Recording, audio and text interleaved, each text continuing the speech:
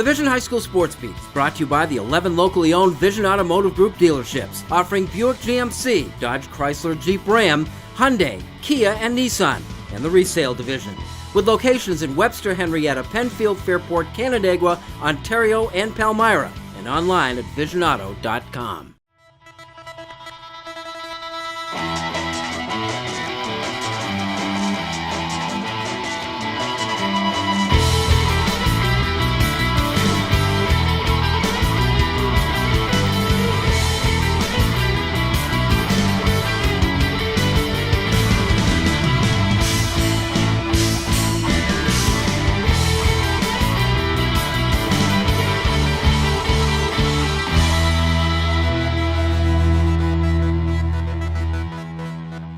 Hello, everyone, and thanks for joining us. This is the Vision High School Sports Beat. I'm Bill Pucko. We are coming to you this week from Vision Kia of East Rochester, celebrating the Reason for the Season toy drive going on now at all the Vision Automotive Group locations. Each week at this time, we take a comprehensive look at sports in Section 5 and Monroe County, and we begin with our honor roll of high school teams. At number 3 this week, McQuaid Ice Hockey. The Knights with the first of 3 victories, and they're spreading it around. McQuaid had 10 goal scorers, and 17 players scored points in the team's first 4 games. At number 2, Brockport Girls Basketball. Blue Devils captured the Katie Sweeting Tournament title with a couple of victories. Emma Laureano scored 15 in the final against Greece Odyssey and captured tournament MVP honors. And at number 1, Canandaigua Boys Basketball is 3-0 out of the gate. The Braves won the Spencerport tournament. Connor Fisher at 9th. Three-Peat, an accomplishment so impressive that a professional basketball team copyrighted the term. Still, it is something the Pittsford hockey team hopes to earn the right to use.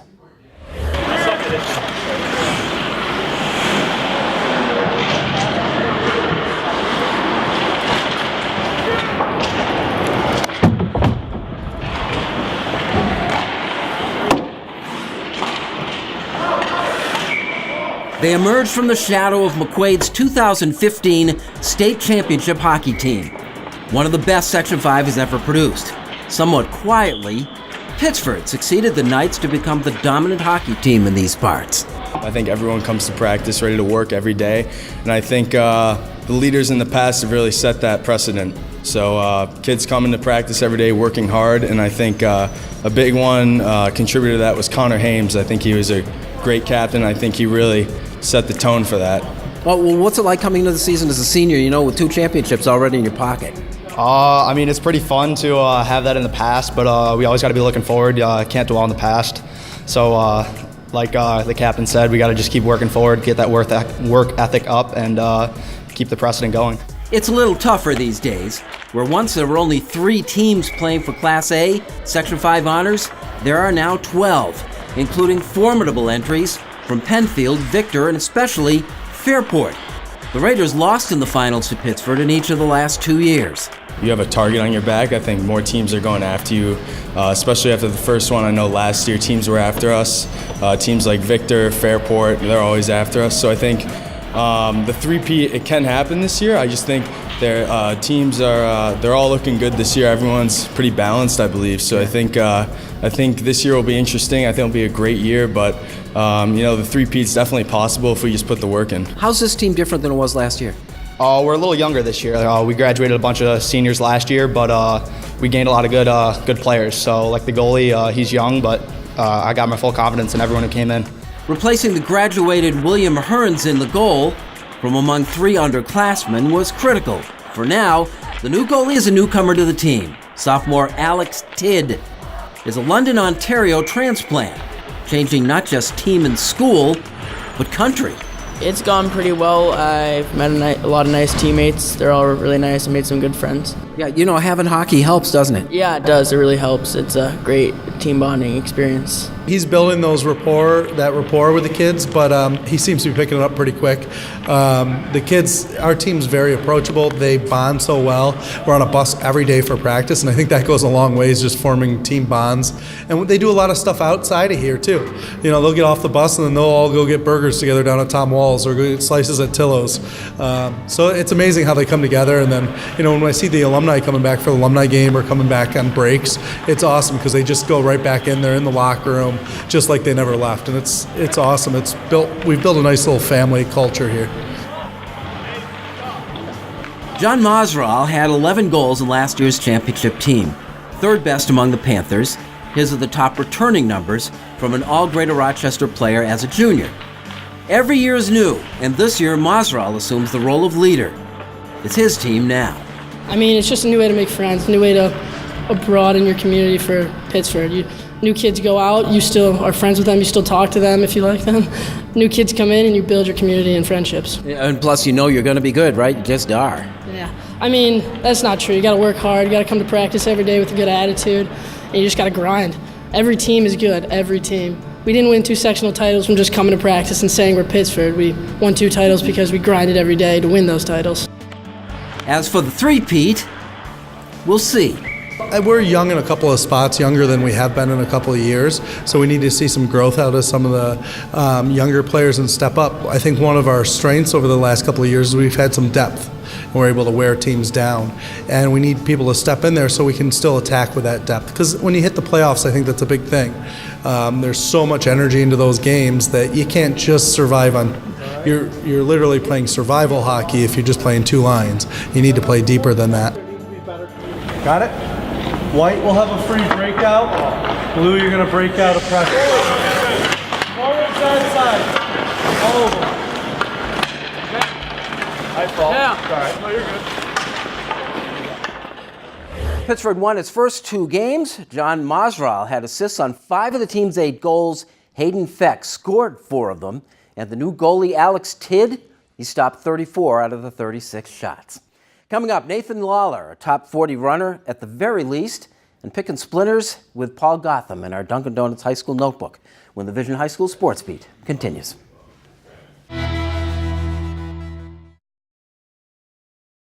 Dunkin' has lots of fall favorites to root for. Maple pecan, pumpkin, maple sugar bacon. But on game day, we root for one team. One team, baby. Win the fall, folks.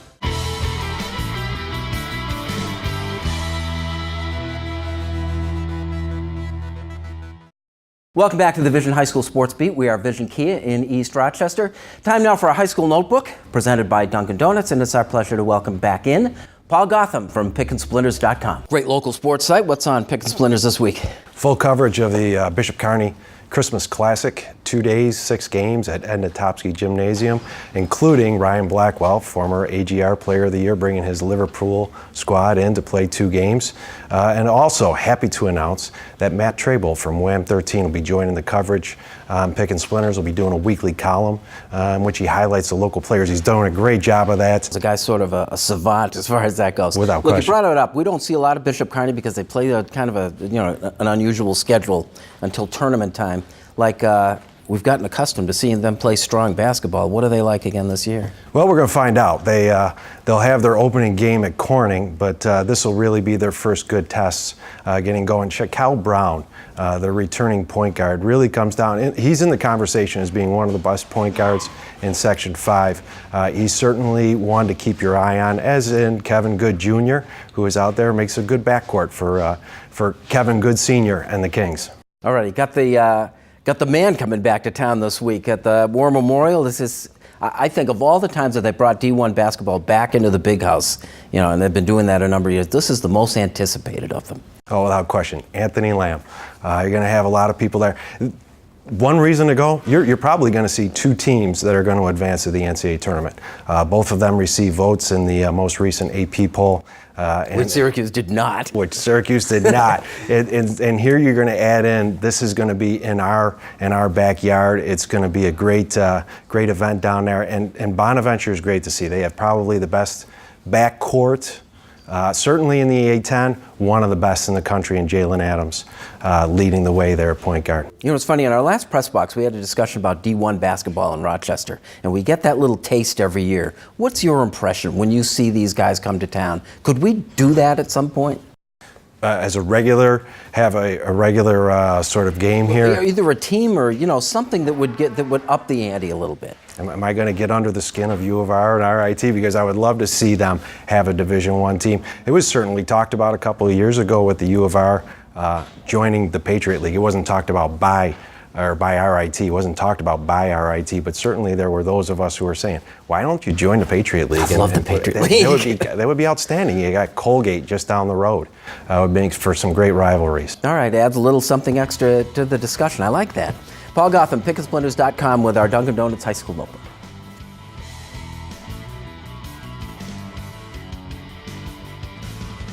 Coming up, we salute our Wegmans Making the Grade nominee with Kim, and later, a fall sport leftover. Standout, Nathan Lawler has one race left when the Vision High School Sports Beat continues.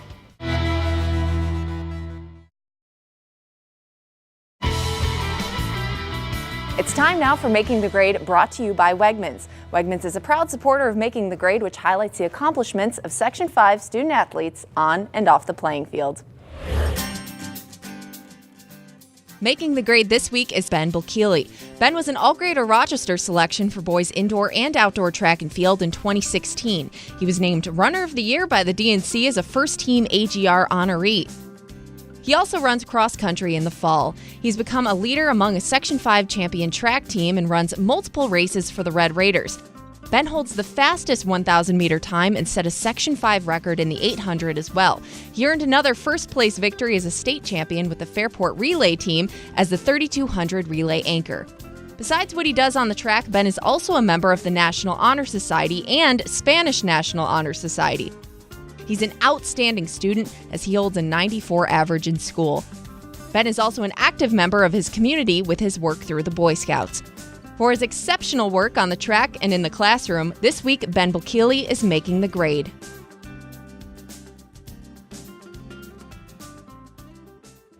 If you have a student in mind for our Making the Grade segment, we want your nominations. Send them in to info@classywolf.com. Now here's Bill with the Section 5 calendar.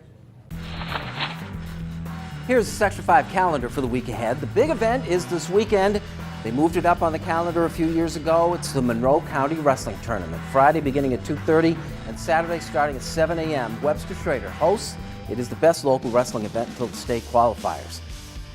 On the ice this week, a real good one. Ritter Arena at RIT hosts as Pittsford takes on Victor. First face-offs Tuesday at 7. On Friday, defending Section 5 Class B champ Brockport is at Webster Thomas. Webster Ice Arena, 6 o'clock. Basketball on the boys' side this week. A couple of good ones are on Friday. Pittsford Mendon is at Canandaigua. Greece Athena plays at Pittsford Sutherland, both with 7:15 tip times. For the girls, on Tuesday, defending champion Pittsford Mendon is at Penfield, begins at 7:45.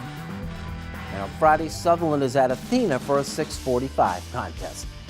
The bowlers, every Monday, convene at Terrace Gardens on Ridgeway. Boys and girls, 8-team matches, 36 teams. The warm-ups begin at 3.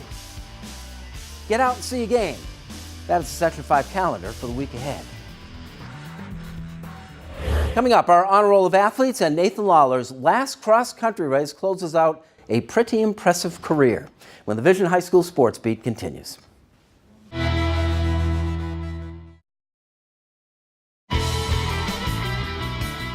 Welcome back and thanks for joining us. This is the Vision High School Sports Beat. I'm Bill Pucko. We're coming to you this week from Vision Key of East Rochester on East Linden Avenue. And here is our honor roll of high school athletes. Number 3 this week, Dallas Barthelman of the Hilton Girls Bowling Team. Dallas put up the first week's best series, a 650. That's an average of 216, a game high of 235. And number 2, Noah Robinson of the Victor Boys Bowling Team. Noah opened with a 728 series, a 242 average, and a best game of 278. And a number 1, Chase Erlin of Victor Hockey. Chase is supposed to be the section's top goalie, and these things usually take a few weeks to get sorted out. But Erlin already leads the Monroe County League in wins, goals against average at 0.5, and owns a .977 save percentage. Yes, we're just 2 games in, but don't expect that to change much. Imagine being one of the best 40 in the country at doing anything. Now imagine you're a local high school runner and you're in the top 40. You'd be Nathan Lawler.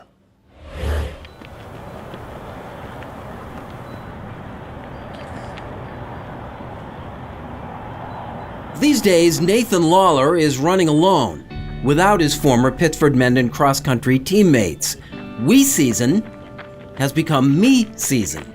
It's been different the past 2 years. It's still nice because, the team's still been really good. We still have team goals, but then, I have more individual aspirations. So it really creates a nice blend where, the team will, go until sectional states and, to be all about the team then. And then after states, I can focus on myself and, trying to, be as successful as I can. Following Mendon's second place finish at states and a second state championship run for Lawler, he qualified 5th at the Foot Locker Northeast Regional Meet, one of 4 across the country. From each, the 10 best advanced to the national race in San Diego. By finishing 5th in the Northeast, Lawler is one of those 40 elite runners, capping quite a year. It's been, pretty awesome. I mean, obviously the team is always more important, winning those sectional titles, but the individual has been really nice too. I mean, kind of shows, how good of a coach Mike Thompson is and, how hard I worked. Lawler has been the top local finisher at the McQuaid Invitational 3 times. He was 3rd overall this year. He set records at all 3 courses while winning 3 straight Monroe County cross-country titles, broke the Wayne Central record in winning sectionals for the 3rd time, and returned to the course the next week to win states for the 2nd time. I think when we saw him in 8th grade run close to 10 flat in the 2 mile, and you kind of know from that moment on, you've got somebody that's pretty unique. And certainly he's, catapulted beyond that over the past several years, but he displayed right from the get-go that he didn't have any fear coming in as an 8th grader out on a track with a bunch of juniors and seniors who dwarfed him at the time physically. Yeah, I mean, for me, it was probably 7th or 8th grade before I knew Coach Thompson.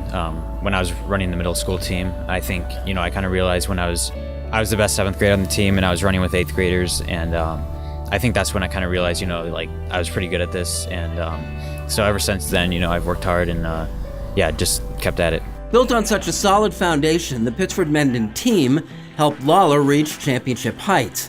The Vikings have been 1st or 2nd in Class B at the state level in each of the last 5 years. And it wasn't all Lawler's doing. We've been really lucky with our program that he's had a lot of guys before him that have done a nice job of keeping his composure about him. He didn't really step into the limelight on our team, at least, until really the end of his sophomore year into his junior year. He had guys like Isaac Goodman and Henry Burton and Jack Wesley and Connor Green before him who could keep him kind of level-headed. So even though he was running close to 10 flat as an 8th grader, we were lucky that on our team we had several guys that were running 930s at the same time. So we were able to kind of develop him along without having to be the man really early on. What's the trick to keeping yourself interested? I think a lot of it has to do with the team culture. Coming in, the team had won a state championship my 8th grade year. So coming in as a freshman, just being part of that was like really special. And ever since then, it's all been about, continuing that tradition. And, I've just never looked back and, kept trying to bring trophies back home to Mendon. The payoff? Next year, Lawler runs on scholarship for a national collegiate cross-country powerhouse, Syracuse. I found it was a lot like here. The coaches, like some of the things that they do and just their philosophy. When I was talking to them, it seemed like I was talking to my own coach. Like it felt like, felt just like here. So I think, I'm really looking forward to that, and I think it's going to be a great fit for me.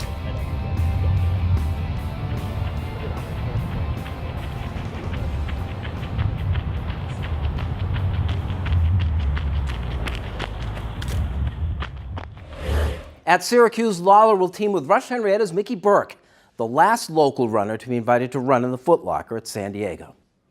We would like to thank our sponsors and everyone here at Vision Kia of East Rochester, part of the 11 dealerships in the Vision Automotive Group. They make the Sports Beat possible, as do you. Thanks once again for watching. We'll see you next week with the Vision High School Sports Beat.